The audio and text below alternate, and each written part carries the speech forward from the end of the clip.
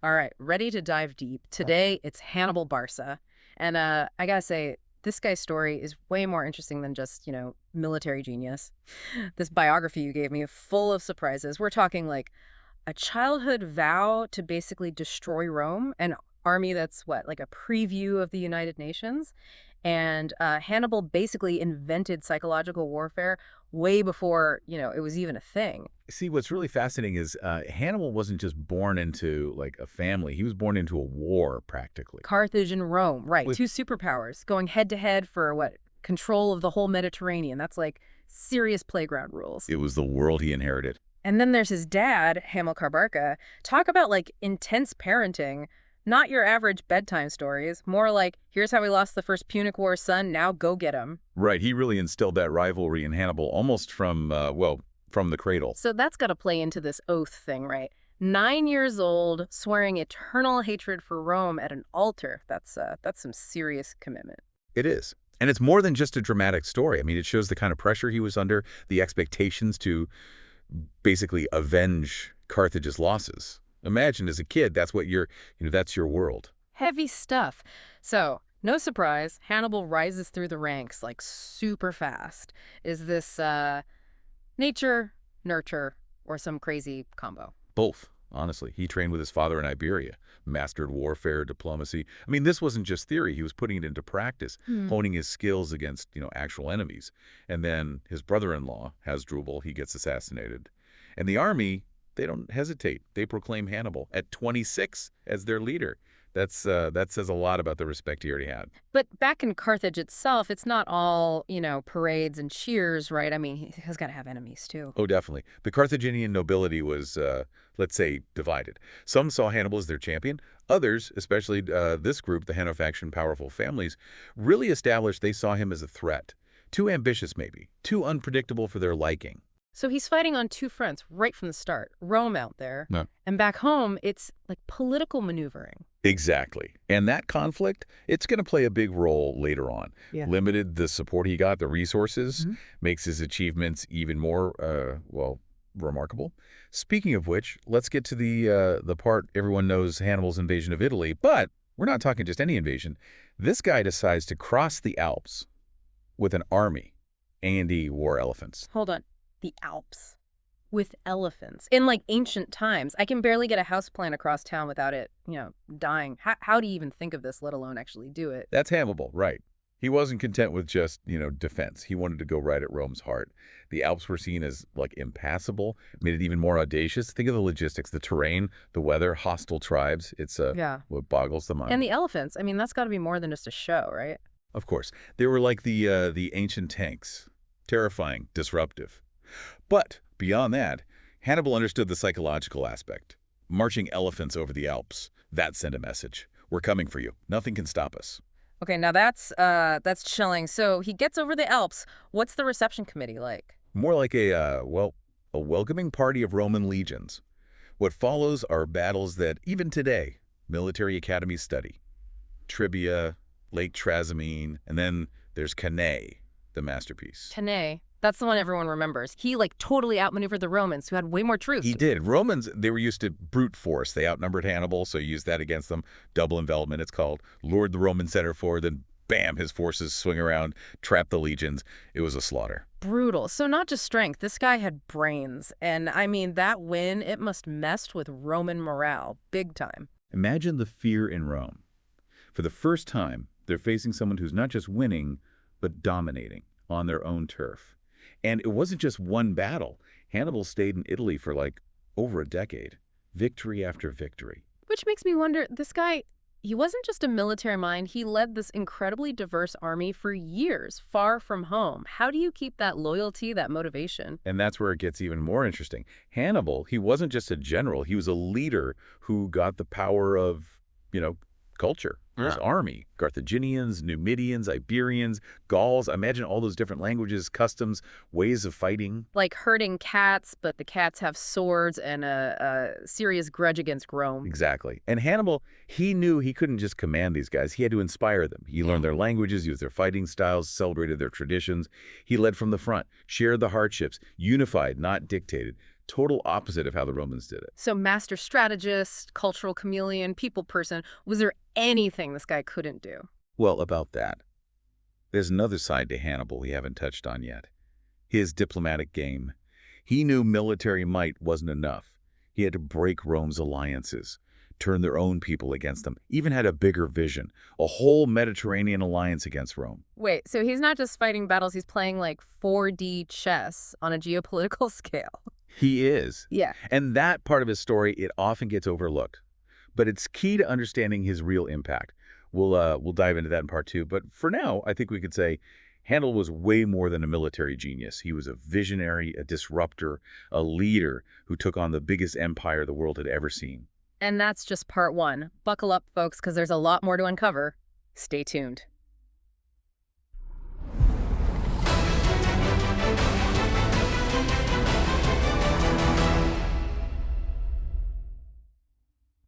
Welcome back to our Hannibal deep dive.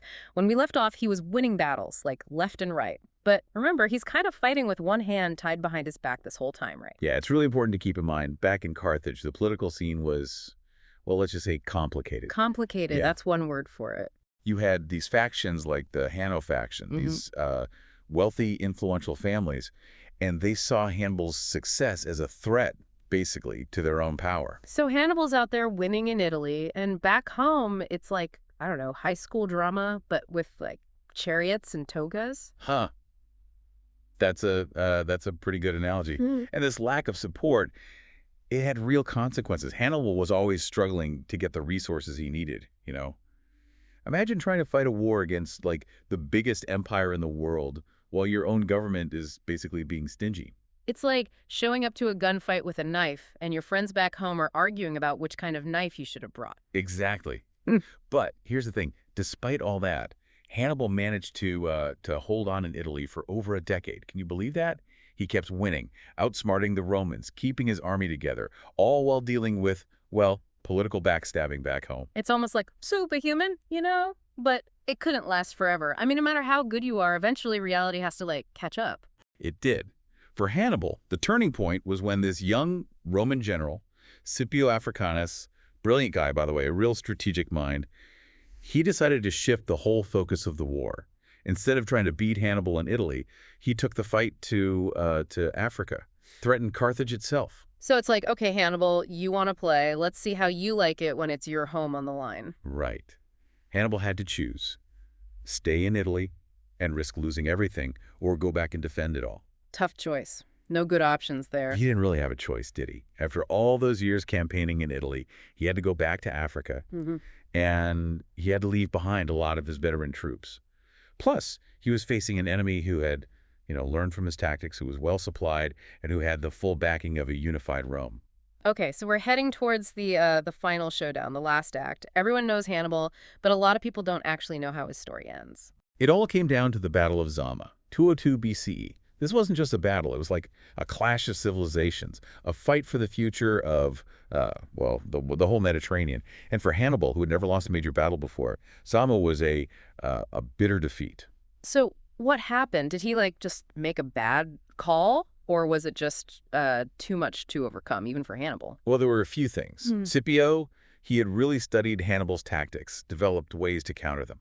Plus, the Romans had a new weapon, Numidian cavalry. They were led by this prince, Massinissa, who had, he had switched sides. And they completely outmaneuvered Hannibal's cavalry, which left his army exposed. So even the great Hannibal had an off day. Makes him seem almost human. It does, doesn't it? And I think that's important to remember. We tend to think of these historical figures as almost like mythical, but they were real people with strengths and weaknesses, just like us.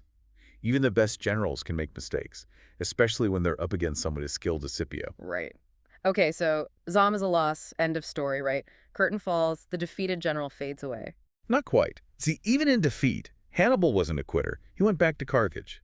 And instead of, giving up, he went into politics, tried to reform the government, root out corruption, rebuild the city, make it strong again so they wouldn't be at Rome's mercy. Wait, hold on. From, military genius to political reformer. That's quite a career change. It shows how adaptable he was. This was a guy who could conquer mountains, outsmart armies, inspire people from all over.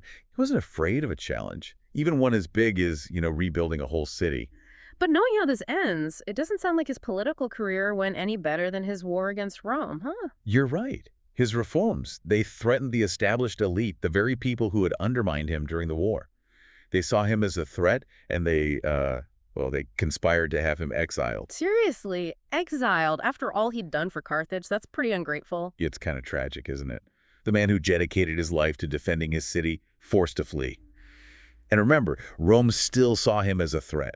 They demanded he be handed over. So what did he do? Did he just, like, surrender? Hannibal was never one to go down without a fight.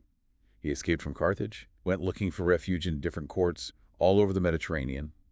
He even offered his services to Antiochus III, the Seleucid king, hoping to, start another war against Rome. So even in exile, he's still scheming, still trying to take down Rome. He was. But eventually the Romans caught up with him. They put pressure on Prusius I, the king of Bithynia, where Hannibal had finally found some safety. They wanted him handed over. Hannibal, facing capture and, the humiliation of being paraded through Rome, he decided to take another path. He took his own life. Wow. That's a pretty tragic end to such a brilliant and complex life, almost Shakespearean, It is a tragic ending, but it also says a lot about his character, doesn't it? He chose to die on his own terms rather than be a prisoner of Rome. He defied them to the very end. And in a way, that defiance, that unbreakable spirit, it's what makes Hannibal's story so powerful, even today. It's inspiring, even though it's sad. He never gave up. Exactly. He was a disruptor, a visionary, a leader who challenged the most powerful empire the world had ever seen. And even in defeat, his impact on history is, it's undeniable. So we've covered his incredible victories, his tough defeats, his exile, and his tragic death. But what about his legacy? I mean, what did he leave behind? How did he change the world? That's what we'll explore in the final part of our Hannibal deep dive. Stick with us. All right, so we've covered a lot with Hannibal Barca, right? His brilliance, his struggles, his wins, and, well, how it all ended. But as we wrap this up, gotta ask, what's his legacy? Why are we still, like, thousands of years later, so fascinated by this guy? It's a great question, and I think it's because Hannibal's story, it kind of hits on something universal, something that people relate to across time, across cultures. It's about ambition, about never giving up, about fighting for what you believe in, even when the odds are totally against you. He's like the ultimate underdog. Taking on the Roman Empire. They seemed like invincible back then. He didn't just, challenge them. He beat them. Repeatedly. He did. And those victories, especially Cannae, that one really had a profound impact on Rome, forced them to rethink their tactics, their strategy, their whole military system even. Before Hannibal came along, Roman legions, they were used to just overwhelming their enemies, brute force. Yeah, they had this reputation just marching over everyone, unstoppable. Exactly. But Hannibal, he showed them that force wasn't enough. He used strategy, cunning, psychological warfare. He outmaneuvered them, outthought them. And it wasn't just the battles either. The psychological impact of Hannibal being in Italy, invading, that must have been huge. He basically showed the world that Rome could be beaten. It shattered their image of invincibility, and that had, ripple effects. It gave Rome's enemies hope. Maybe they could resist too. And it also made Rome adapt, become more flexible, more strategic. So it's like Hannibal's challenge, in a way, it actually made Rome stronger. In the long run, I mean. It did, yeah. It's one of the strange things about his legacy. By pushing them so hard, he actually helped them become the dominant force they were for centuries. But it wasn't all just military stuff, right? We talk about Hannibal's multicultural army, how he could lead and inspire all these different people. That seems pretty relevant today, Our world's getting more interconnected all the time. Absolutely. Hannibal's army, it was like a mini version of the ancient world. He had Carthaginians, Numidians, Iberians, Gauls. He even had some Italians who'd switched sides, fought against Rome. And Hannibal, he was amazing at understanding and adapting to different cultures. That's how he was able to bring this diverse group together and turn them into a real fighting force. It's like he was running a diversity workshop centuries before, anyone even talked about diversity. He didn't just tolerate the differences, he used them to his advantage. And that's a pretty powerful lesson for us today. In a world where, like you said, we're interacting with people from all over, all the time, being able to understand and appreciate those differences, that's more important than ever. So Hannibal, military genius, cultural chameleon, and now like a leadership guru. Is there anything this guy couldn't do? Well, let's not forget, he wasn't perfect. He did make mistakes. And ultimately, he lost to a very capable Roman general. But even when he was defeated, he never gave up. He kept challenging Rome, even in exile. And that's what makes his story stick with us, right? That refusal to be broken. It reminds you, even when things are, really tough, when you're facing impossible odds, you can still choose to fight back. You can still resist. You can still make a difference. It's a reminder that history isn't just about, dates and battles. It's about people, their choices, their struggles, their triumphs. It's about, well, learning from what came before us and maybe, applying those lessons today.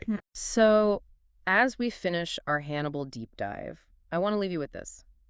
What if Hannibal had gotten more support back home from Carthage? What if he hadn't been constantly undermined? Could he have actually changed history? Like, truly defeated Rome, created a whole different world? It's a great what if, right? One that historians love to argue about. We'll never know for sure, of course, but it's fun to think about. And honestly, it just shows how much of an impact Hannibal had, that thousands of years later, we're still asking these questions, still trying to figure this guy out. Thanks for joining us for this deep dive. We hope you learned something, maybe had a few laughs along the way, and, maybe you're inspired to go do some exploring of your own right. Ask some questions, do your own deep dives into, whatever part of history grabs you. Thanks for listening.